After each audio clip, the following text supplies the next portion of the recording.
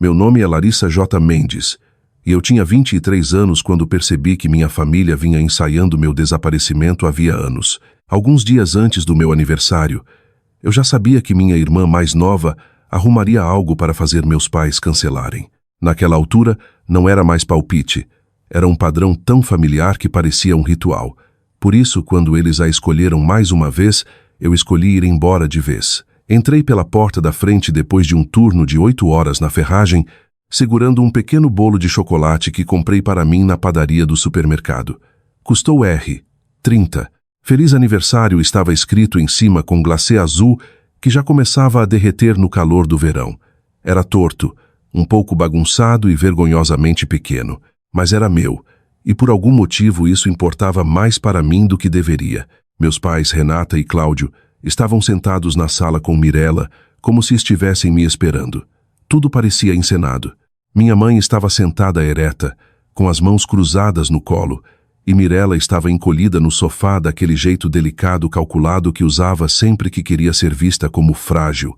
Papai estava ao lado deles, quieto como sempre, já parecendo derrotado antes mesmo de uma palavra ser dita. No segundo em que entrei, minha mãe ergueu os olhos para mim com aquela expressão que sempre usava quando ia dar uma notícia ruim que já havia convencido a si mesma ser razoável. Larissa, decidimos que não haverá comemoração de aniversário este ano, disse ela. Mirella tem se sentido ofuscada ultimamente, e agora ela precisa da atenção total da família. Você entende? Ela falou como se minha reação não importasse, como se minha decepção já fosse esperada, já estivesse calculada, já estivesse descartada. Não era uma discussão, era uma decisão tomada sem mim, sobre mim, na mesma casa onde eu passei 23 anos aprendendo o quanto pouco espaço meus sentimentos realmente ocupavam. Mirella baixou os olhos no momento exato, lágrimas falsas se acumulando o suficiente para fazê-la parecer ferida. Foi aí que algo dentro de mim mudou. Não alto, não dramaticamente, só com uma clareza fria e definitiva. Isso não era outro momento aleatório de mau timing. Não era só mais um aniversário arruinado pela última emergência emocional da minha irmã. Era o fim de uma longa lição. Eu não era invisível na minha família por acidente. Eu havia sido tornada invisível de propósito. Coloquei o bolo na mesa de centro sem dizer uma palavra. Depois me virei e fui para o quarto. Enquanto abria as gavetas da cômoda e começava a arrumar as coisas, tudo que levou aquela noite voltou de uma vez. Mirella era 2 anos mais nova que eu. Quando ela tinha 8 anos, ganhou um pequeno concurso de beleza regional, um daqueles competições de cidade pequena que as pessoas fingem que importam só para ter algo para se gabar.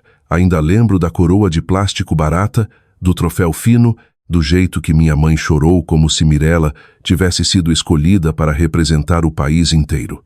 Eu lembro de estar lá também, percebendo sem entender completamente que algo na nossa casa havia mudado para sempre.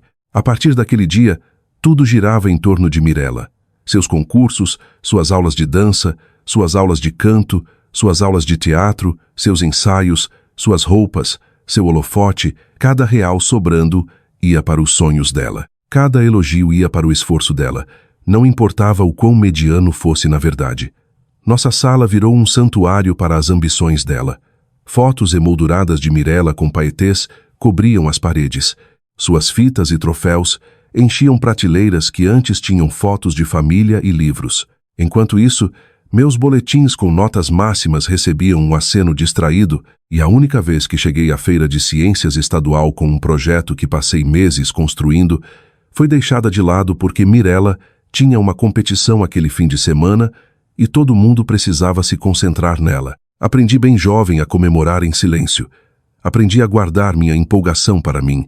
Aprendi que se algo bom acontecesse comigo, o lugar mais seguro para curtir era sozinha no quarto, onde não poderia ser interrompido, minimizado ou transformado em inconveniente. Papai começou a fazer mais horas extras na fábrica para acompanhar as despesas de Mirella.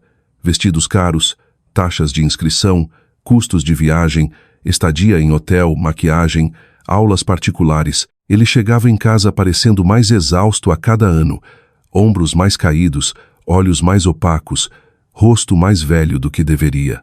Mas não importava o quanto cansado estivesse, Ele ainda sentava à noite para assistir Mirella ensaiar enquanto mamãe elogiava cada sorriso forçado e cada giro rígido, como se estivesse criando uma estrela. A casa inteira se curvava ao redor dela. Acho que a única vida ali que nunca pareceu importar foi a minha. A única pessoa que realmente via o que estava acontecendo era meu avô, Leopoldo, pai do papai. A família raramente falava dele. Minha mãe não o suportava porque ele se recusou anos antes a ajudar a pagar os concursos de Mirella. Ela o chamava de teimoso e amargo. Eu o chamava de único adulto na minha vida que ainda reconhecia a realidade. Leopoldo costumava me encontrar quietamente na biblioteca ou no parque, trazendo sanduíches embrulhados em guardanapos, e me fazia perguntas que ninguém mais fazia. Como estava a escola? O que eu queria depois da faculdade? Se eu estava dormindo o suficiente? Se eu estava feliz? Ele comemorou minha aprovação na universidade estadual mais do que meus próprios pais. Até começou um fundo pequeno para minha faculdade, sem contar para ninguém, colocando dinheiro sempre que podia.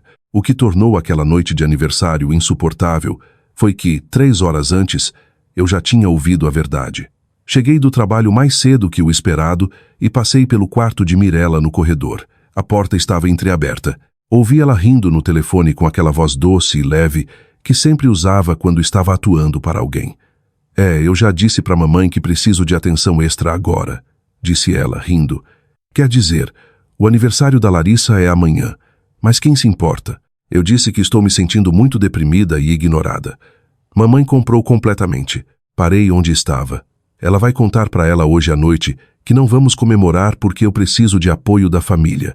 E o melhor é que ninguém sabe que eu fui reprovada na faculdade há 3 semanas. Aquela carta de desligamento vai chegar qualquer dia. Mas até lá vou ter-los convencidos de que eu desisti, porque estava estressada demais com a família focando na Larissa em vez de mim. Depois ela riu de novo, mais baixo dessa vez, mais cruel. Dá para acreditar que ela ainda mora aqui aos 23? Que perdedora. 200 mil. Foi quanto meus pais gastaram na faculdade de Mirella. Quando pedi ajuda com a minha, me disseram que o dinheiro estava apertado. Ouvir ela se gabar de desperdiçar aquilo deveria ter me deixado furiosa. Mas o que eu senti foi mais estranho que raiva. Era como a última peça de um quebra-cabeça encaixando no lugar. Ela não era só egoísta, era estratégica. Estava construindo a próxima mentira antes mesmo da última verdade chegar. Por isso, quando cheguei mais tarde com aquele bolinho comprado na loja e vi minha família arrumada na sala pronta para cancelar meu aniversário em nome do bem-estar emocional de Mirella, eu já sabia exatamente o que estava acontecendo. Ela estava se adiantando ao desastre. Estava se transformando na vítima antes que alguém pudesse vê-la como a fracassada. E minha mãe, como sempre, tinha entregado o roteiro e o holofote para ela. Um pouco depois, minha mãe veio ao meu quarto e se encostou no batente da porta. Você precisa ser madura sobre isso, Larissa, disse ela. Sua irmã está passando por um momento difícil. Eu continuei dobrando roupas para dentro de uma bolsa. Tenho certeza que sim. Ela deve ter confundido minha calma com aceitação porque só deu um aceno e foi embora. Arrumei tudo o que importava. Roupas, documentos, as poucas coisas pessoais que realmente me importavam. Quando terminei, toda a minha vida cabia em 2 bolsas grandes e uma mochila. Era só isso que 23 anos naquela casa tinham rendido. Por volta da meia-noite, ouvi uma batida suave na porta. Papai estava lá quando abri, parecendo mais velho que 48 anos, ombros curvados sob o peso de todos os anos em que escolhera o silêncio em vez da confrontação. Por um breve segundo, pensei que talvez ele tivesse finalmente vindo dizer algo que importasse. Talvez tivesse vindo me impedir. Em vez disso, ele enfiou a mão na carteira e tirou 5 notas amarrotadas de R. 100. É tudo que tenho agora, disse baixinho. Eu sei que as coisas não são justas. Sei que falhamos com você. Só não sei mais como consertar. Peguei o dinheiro não porque significasse algo, mas porque sabia que estava indo embora e precisaria dele. 500 era mais do que ele já tinha realmente me dado na vida. E o fato de vir embrulhado em um pedido de desculpas fraco pelo meu infância inteira fazia parecer ainda menor. Obrigada, eu disse. Ele hesitou na porta. Para onde você vai? Olhei para ele. Isso importa? Isso acertou mais forte do que eu pretendia, mas não voltei atrás. Ele pareceu ferido, depois assentiu uma vez, e foi embora sem outra palavra. Saí de casa às 2 da manhã, enquanto todos dormiam. Coloquei as bolsas no meu Honda Civic velho, aquele com quilômetros demais e um barulho teimoso no motor, e dirigi pela cidade até o único lugar que eu sabia que ainda seria bem-vinda. Vovô Leopoldo abriu a porta de roupão, deu uma olhada no meu rosto, depois nas bolsas atrás de mim. Ele se afastou imediatamente. O aniversário correu bem, pelo visto, disse seco, e de algum jeito isso quase me quebrou mais do que tudo. Leopoldo fechou a porta atrás de mim, como se estivesse trancando tudo que eu tinha escapado. Não fez perguntas de imediato. Não exigiu explicações, nem me mandou me acalmar ou reconsiderar. Só foi para a cozinha e começou a esquentar leite no fogão, como se fosse a coisa mais normal do mundo. Sua neta aparecer às 2 da manhã com a vida inteira em 3 bolsas. Fiquei lá um momento, sem saber o que fazer com o silêncio. Na casa dos meus pais, silêncio sempre significava tensão, algo prestes a explodir. Aqui parecia diferente. Parecia espaço, parecia permissão. Senta, disse Leopoldo, deslizando uma caneca pela mesa quando o chocolate quente ficou pronto. Você parece que não comeu nada de verdade há dias. Sentei. Minhas mãos envolveram a caneca automaticamente, deixando o calor entrar nos dedos. Por alguns segundos, só encarei a superfície da bebida, vendo a fina camada de vapor subir. Depois tudo saiu. Contei sobre o aniversário, sobre o bolo, sobre o discurso da mamãe, sobre a crise falsa de Mirella, sobre a ligação que ouvi mais cedo, sobre o desligamento da faculdade que ela escondia, sobre os 200 mil que meus pais gastaram com ela, enquanto me diziam que não podiam me ajudar, sobre o jeito que ela riu ao me chamar de perdedora. Leopoldo não interrompeu uma vez, só escutou, o maxilar se contraindo levemente a cada frase, os dedos batendo devagar na lateral da caneca, como se estivesse se segurando para não dizer algo que só pioraria as coisas naquele momento. Quando terminei, a cozinha pareceu mais pesada, como se o ar tivesse absorvido tudo que eu carregava havia anos. Você pode ficar aqui, disse ele finalmente. O tempo que precisar. Sem aluguel, sem condições. Pisquei. Só isso? Só isso, repetiu. Depois se inclinou um pouco para a frente, os olhos firmes nos meus. Mas me faça uma promessa. O quê? Você termina a faculdade e constrói algo seu. Não para provar que eles estão errados, mas para provar que você está certa. Algo no meu peito apertou, depois soltou ao mesmo tempo. Prometo. Ele assentiu uma vez como se fosse tudo o que precisava. Aquele quarto de hóspedes virou o primeiro lugar onde eu morava que parecia realmente meu. Era pequeno, nada chique, só uma cama, uma mesa e uma janela que dava para uma rua quieta. Mas era meu de um jeito que meu quarto de infância nunca foi. Sem troféus nas paredes que não fossem meus, sem expectativas que eu não tivesse concordado, sem comparação constante pairando no ar. Me joguei no trabalho. Durante o dia, trabalhava em tempo integral na ferragem, repondo prateleiras, ajudando clientes, aprendendo tudo o que podia sobre ferramentas, materiais e consertos. À noite ia para as aulas, e no meio, escutava Leopoldo. Realmente escutava. Descobri que ele sabia muito mais do que qualquer um na minha família dava crédito. Anos antes de eu nascer, Leopoldo tinha comprado e reformado alguns imóveis. Nada grande, nada chamativo, só investimentos pequenos e inteligentes. Casas que ninguém queria, lugares que pareciam trabalho demais. Ele consertava, alugava e segurava para renda estável. Não eram bonitas, me contou uma noite enquanto estávamos na mesa da cozinha com uma pilha de papéis velhos, mas funcionavam. Essa é a diferença que a maioria das pessoas não entende. Bonito vende rápido, funcional paga a longo prazo. Ele começou a me ensinar tudo, como identificar imóveis subvalorizados, como estimar custos de reforma, como ler nas entrelinhas de um anúncio, como pensar em números em vez de emoções. Ao mesmo tempo eu aprendia outra coisa na ferragem.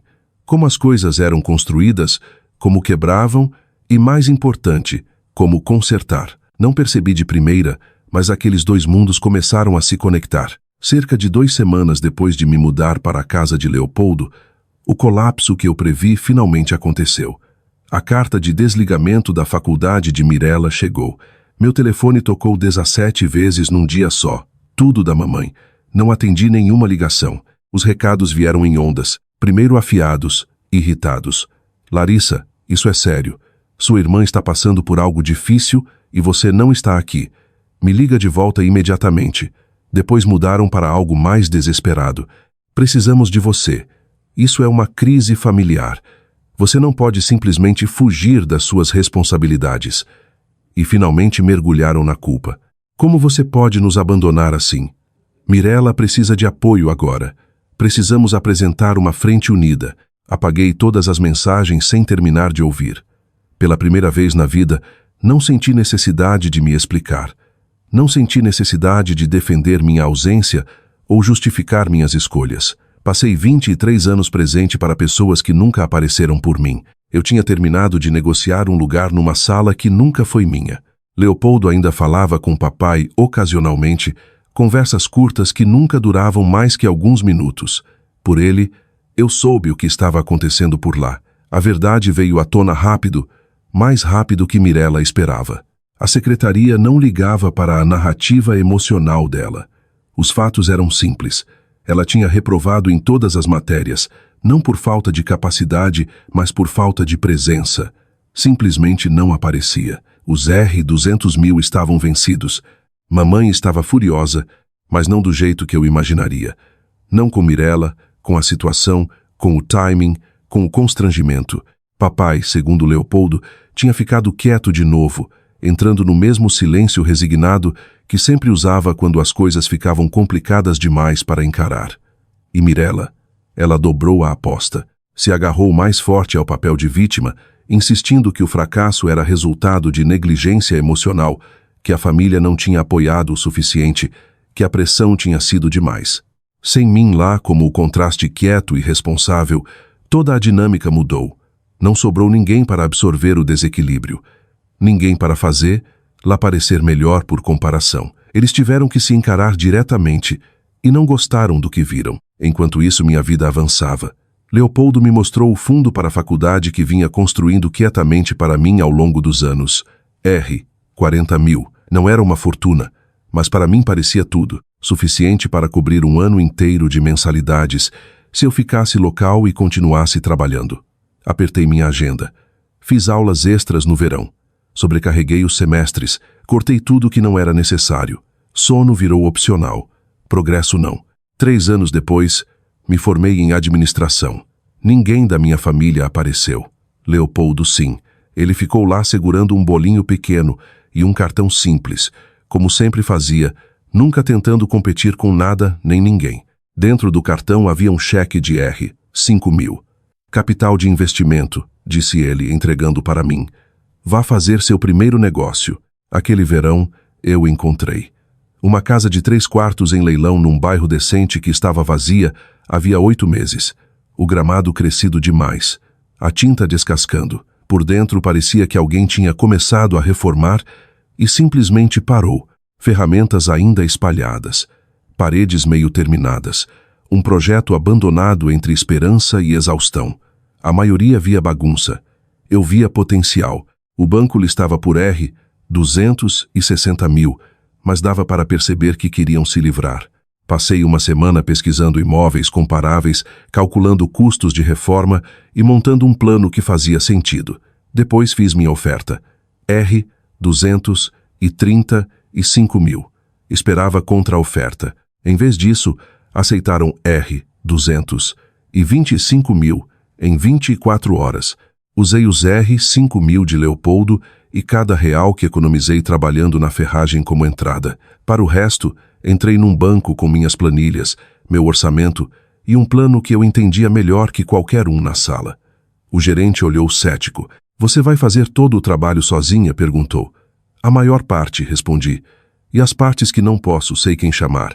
Ele me estudou mais um momento. Depois aprovou o empréstimo. Os próximos 6 meses foram os mais difíceis que já trabalhei na vida. Mantive o emprego de dia. À noite, dirigia direto para o imóvel e trabalhava até meia-noite ou mais.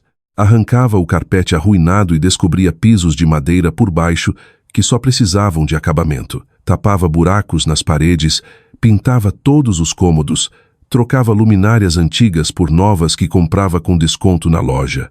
Cometi erros. A primeira torneira que instalei vazou por 3 dias. antes de eu perceber que esqueci uma arruela. O primeiro interruptor que fiei funcionou, só que ao contrário. Mas cada erro me ensinava algo, cada conserto me deixava melhor. Aprendi sobre alvarás, vistorias, normas de segurança, todos os pequenos detalhes que separam quem está chutando de quem está construindo algo real. 6 meses depois, a casa estava transformada. Fiz a avaliação.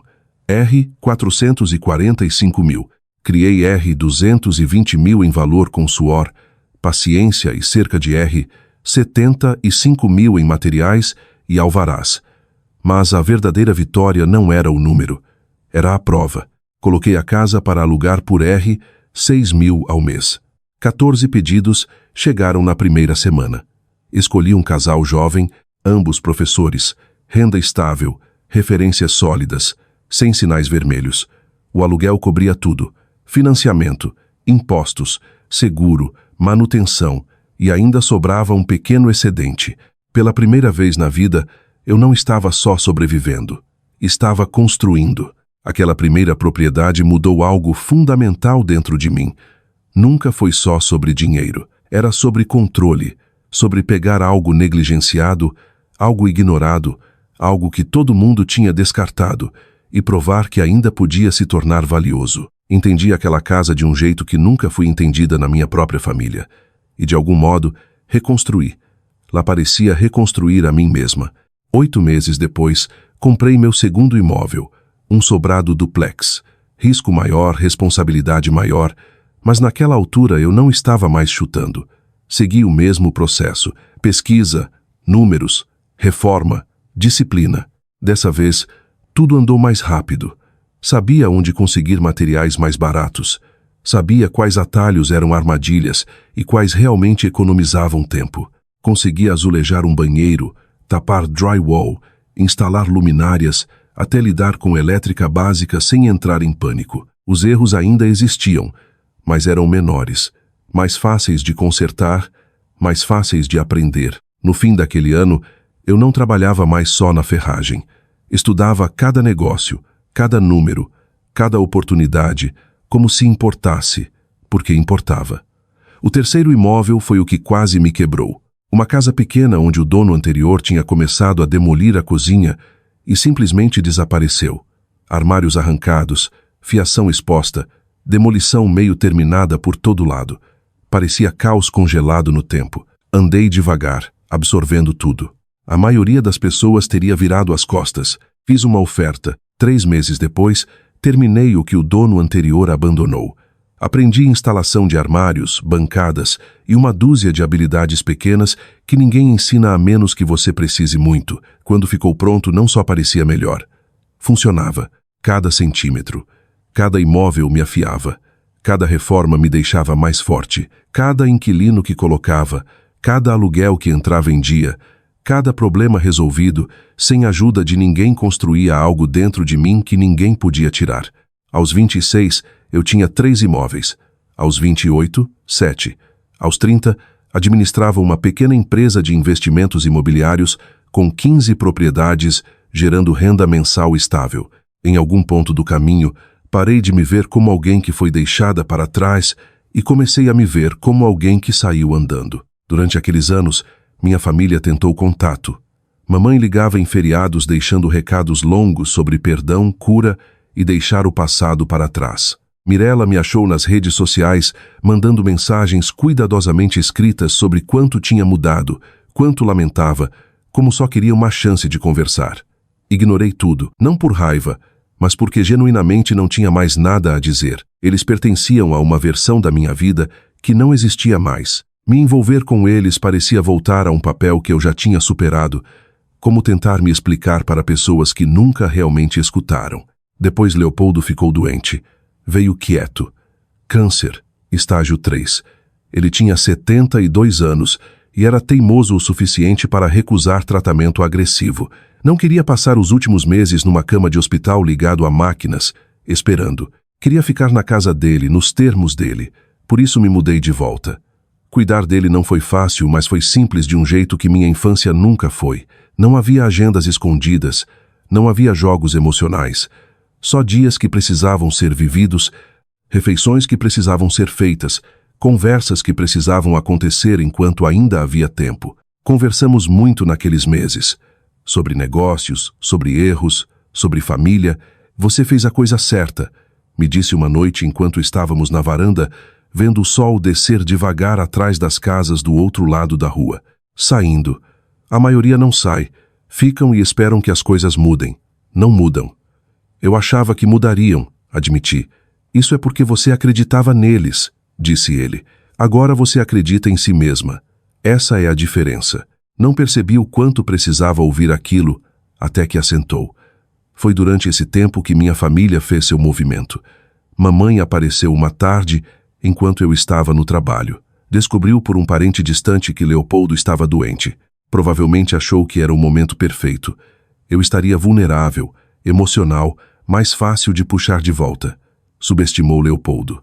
Ele a encontrou na porta e não deixou ela entrar. Renata, disse ele, a voz fria de um jeito que eu nunca tinha ouvido. Você tem coragem de aparecer aqui.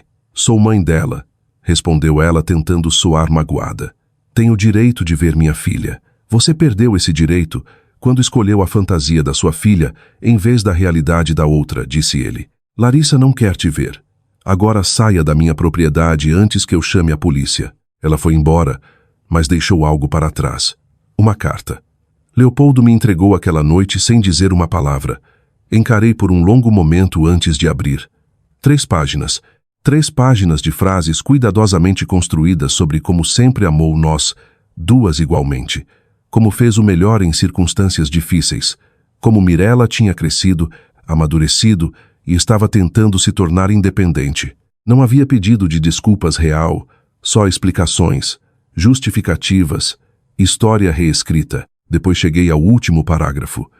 Estamos com algumas dificuldades financeiras agora. As horas extras do seu pai foram cortadas e Mirella tem lutado para encontrar emprego estável. Poderíamos realmente usar sua ajuda. Sei que você tem ido bem no imobiliário. Talvez pudesse dar conselhos ou ajudar com um empréstimo. Família ajuda a família, Larissa. É o que fazemos. Quase ri. Não porque fosse engraçado, mas porque era tão previsível. Entreguei a carta para Leopoldo. Ele leu devagar, depois balançou a cabeça com um nojo quieto. Eles não mudaram, disse. Nem um pouco. Eu sei. Ele olhou para mim. O que você vai fazer? Dobrei a carta uma vez, depois coloquei na mesa. Nada. Ele sorriu levemente. Essa é a minha menina. 3 semanas depois, Leopoldo faleceu pacificamente dormindo. Deixou tudo para mim. A casa, suas economias, a caminhonete velha. Mas mais que isso, deixou algo bem mais valioso. Uma base. O funeral de Leopoldo foi pequeno, quieto. Só um punhado de pessoas que realmente o conheciam, realmente se importavam. Sem performance, sem discursos vazios, só verdade. Minha família não foi convidada. Papai veio mesmo assim, parecia pior do que eu lembrava. Mais magro, mais velho. Como se os anos tivessem finalmente alcançado ele de uma vez. Quando o serviço terminou, ele se aproximou devagar, como se não tivesse certeza se tinha o direito. Desculpe, disse. Sem discurso longo, sem desculpas, só isso. Estudei ele um momento. Esperava a raiva subir. Algo afiado e pesado, mas não subiu. Só senti distância, como se olhasse para alguém que conheci um dia, não alguém que ainda tivesse poder de me machucar. Você não pode consertar o passado, Cláudio, disse baixinho, mas pode parar de repetir. Ele assentiu, depois me surpreendeu. Estou me divorciando, disse. Entrei com o pedido na semana passada. Deveria ter feito anos atrás. Deixei aquilo assentar um segundo. Ótimo, disse. Então talvez você finalmente consiga descobrir quem é. Não houve abraço, não houve reconciliação emocional. Só 2 pessoas no mesmo espaço reconhecendo que algo tinha mudado. E pela primeira vez, parecia real. Depois da morte de Leopoldo, tudo acelerou. Vendi a casa dele por R$ 900 mil e usei o dinheiro para comprar um pequeno prédio de apartamentos. 8 unidades. Velho, gasto, mas sólido por baixo. Precisava de trabalho, mas isso não me assustava mais. Problemas tinham virado oportunidades. Essa era a diferença. Passei um ano reformando. Cada parede, cada sistema, cada detalhe. Depois enchi com inquilinos, bons inquilinos. Pessoas que pagavam em dia, cuidavam do espaço, respeitavam a estrutura que construí. Administrei o imóvel diferente da maioria dos proprietários. Atendia ligações, consertava rápido, mantinha tudo limpo e funcional. Não espremia cada real das pessoas.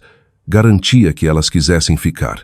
A notícia se espalhou. Aos 32, eu administrava mais de 40 imóveis. Aos 35, expandi para imóveis comerciais, escritórios, lojas, até um pequeno galpão. Cada negócio era calculado, cuidadoso e construído em tudo que aprendi do jeito difícil. Em algum meio disso tudo, conheci Rafael Costa.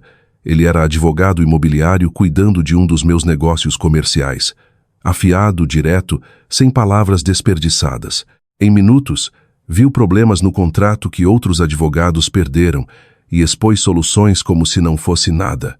Você realmente leu tudo isso? Perguntei uma vez. É o meu trabalho, disse ele simplesmente. Tomamos café depois do fechamento, depois jantar, depois mais. Rafael não se impressionava com dinheiro, não se intimidava com sucesso, não precisava provar nada e não esperava que eu provasse. Isso era novo para mim, refrescante de um jeito que eu não percebi que precisava. Nos entendíamos sem precisar explicar demais. Duas pessoas que se construíram do nada. Duas pessoas que sabiam exatamente o que significava sair da vida errada e construir a certa do zero. Um ano depois, eu propus. Não em lugar chique, não encenado. Só nós dois dentro da primeira casa que reformei. O lugar onde tudo começou. Ele disse sim, antes de eu terminar a pergunta. Casamos 2 anos depois. Cerimônia pequena. Amigos próximos. Sem drama. Papai veio. Isso me surpreendeu. Parecia diferente, mais saudável, mais leve. Como se deixar minha mãe tivesse devolvido anos da vida dele. Estava namorando alguém novo. Uma mulher chamada Clara. Ela o tratava como igual. Não como algo para controlar. Tenho orgulho de você, me disse durante a recepção. Leopoldo também teria. Eu sei, disse. E pela primeira vez acreditei. Por volta da mesma época, Mirella entrou em contato de novo. Mas dessa vez foi diferente. Sem manipulação, sem desculpas. Larissa, não espero que você responda, dizia a mensagem. Mas tenho trabalhado. Consegui emprego num restaurante. Comecei como recepcionista. Agora sou gerente de turno. Não é glamouroso, mas é real. Desculpe, você não precisa me perdoar. Só precisava dizer. Não respondi de imediato. Mostrei para Rafael. O que você acha? Perguntou ele. Acho que as pessoas podem mudar, disse devagar. Mas também acho que o tempo prova. 6 meses depois, ela mandou mensagem de novo. Fotos dessa vez. O apartamento dela, pequeno mas limpo. Uma conta poupança. Uma vida que parecia conquistada, sem pedidos, sem pressão. Só prova. Respondi com uma frase. Tenho orgulho de você por fazer o trabalho. Ela respondeu horas depois. Isso significa mais do que você imagina. Não viramos próximas. Não fingimos que o passado não existiu, mas algo mudou. Respeito substituiu ressentimento. Distância substituiu dano. E pela primeira vez, isso parecia suficiente. Quando completei 37 anos, minha vida não se parecia em nada com aquela que deixei para trás. Rafael e eu construímos algo real juntos. Não só um negócio, mas um lar. Um lugar onde aniversários eram comemorados, não cancelados. Onde conquistas eram notadas, não ignoradas. Onde o amor não vinha com condições ou comparações. Mas a maior coisa que construí não foi a empresa. Foi a Fundação Leopoldo. Comprei um galpão abandonado no bairro antigo dele e transformei num centro comunitário. Laboratórios de informática, salas de tutoria, uma cozinha pequena servindo refeições acessíveis. Um lugar onde as pessoas podiam vir, aprender, trabalhar e se sentir importantes. Abrimos as portas com mais de 200 pessoas lá. Papai veio com Clara. Mirella também. Ela ficou quieta perto do fundo segurando seu bebê, o filho Owen. Tinha dado o nome do meio de Leopoldo. Só isso me disse mais que qualquer pedido de desculpas. Enquanto eu estava na frente da sala olhando todos aqueles rostos, algo me acertou. Eu construí isso. Não só o prédio, não só o sucesso. A vida. Leopoldo me ensinou algo que nunca vou esquecer, disse. A melhor vingança não é provar que as pessoas estão erradas. É provar que você está certa. A sala ficou em silêncio. Quando as pessoas tentam te fazer pequena, Você não encolhe para caber nelas. Você cresce até ultrapassá-las. Olhei para papai. Ele tinha lágrimas nos olhos. Para Mirella, ela a sentiu quieta. Para Rafael, ele só me olhava como sempre, firme e seguro. Não terminei. O maior presente que minha mãe me deu, continuei, foi me mostrar exatamente o que não me tornar. Ali estava, a verdade, não amarga, não raivosa, só definitiva. Depois do discurso, papai se levantou de repente. Essa é minha filha, disse alto, em todos os sentidos que importam. E dessa vez não senti vontade de desaparecer. A noite terminou quieta. Mirella me abraçou antes de ir embora. Sem performance, sem agenda escondida. Obrigada, sussurrou. Você fez o trabalho, eu disse. Só parei de facilitar não fazer. Papai ficou até o fim, ajudando a limpar, empilhando cadeiras como todo mundo. Desperdicei anos com medo, disse em certo momento. Medo de me posicionar, medo de escolher. Melhor tarde que nunca, respondi. Ele assentiu. Ainda queria ter sido corajoso quando importava. Olhei ao redor da sala vazia, o lugar que estaria cheio de novo amanhã, com pessoas construindo algo melhor. Você está aqui agora, disse, isso importa. Mais tarde naquela noite, enquanto Rafael e eu trancávamos as portas, ele pegou minha mão. Sabe qual é a verdadeira melhor vingança? Perguntou. O quê? Não é sucesso, não é dinheiro, nem mesmo felicidade. Fez uma pausa. É a indiferença. Ele estava certo.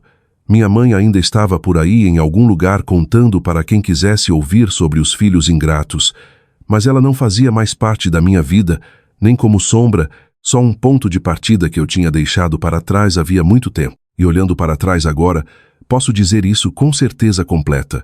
Perder meu aniversário foi a melhor coisa que já me aconteceu, porque me forçou a parar de esperar que alguém celebrasse minha existência e finalmente começar a construir uma vida que não precisasse da permissão deles.